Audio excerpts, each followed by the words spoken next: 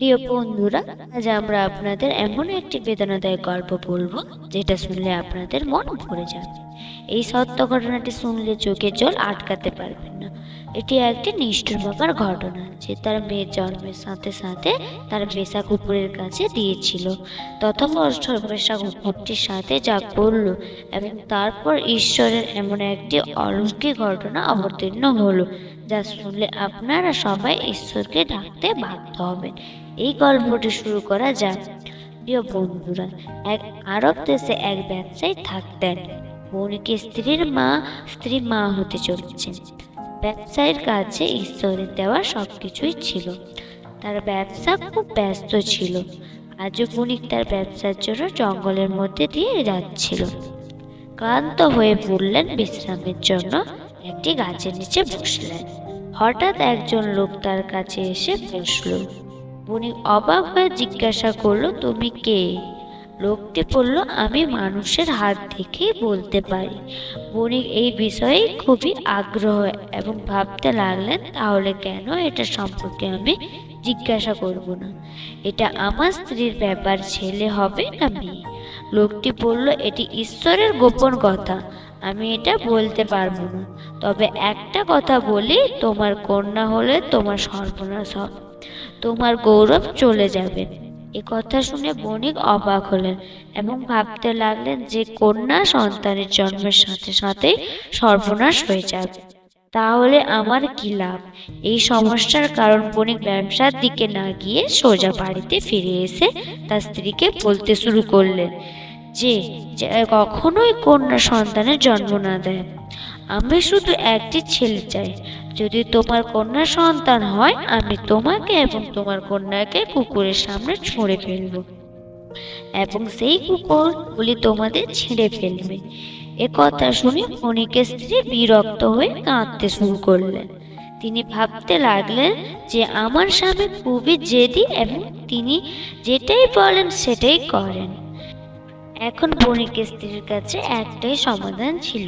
তিনি ঈশ্বরের সামনে গিয়ে বলল, ঈশ্বর, আমাকে সম্মান করুন, আমাকে কখনোই কন্যা সন্তান দেবে না, নইলে আমার নিষ্পাপ ফুলের মতন মেয়ে এলে আমাদের ঘরে বিপর্যয় নেমে আসবে। তারপর এভাবেই সময় কেটে গেল। 9 মাস পূরণ হলো।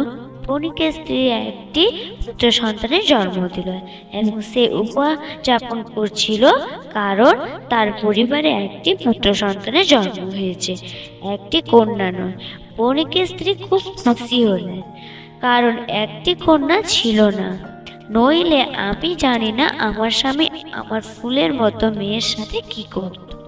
এভাবেই সময় অতিবাহিত হতে থাকে এবং ব্যবসায়ের আবার আক্রান্ত হন। বণিকের স্ত্রী যখন 9 মাস, তখন বণিকে হঠাৎ কাজের জন্য বাইরে যেতে হয়। যাওয়ার সময় বণিক তার স্ত্রীকে বলল, তোমার যদি ছেলে থাকে রাখো, আর তোমার মেয়ে থাকলে তাকে মেরে ফেলো, কারণ মেয়েদের ঘৃণা করি। এটা বলে বণিক ব্যবসায়ের কাজে শহরে চলে গেলেন এবং সেখানে অনেক দিন কাটালেন।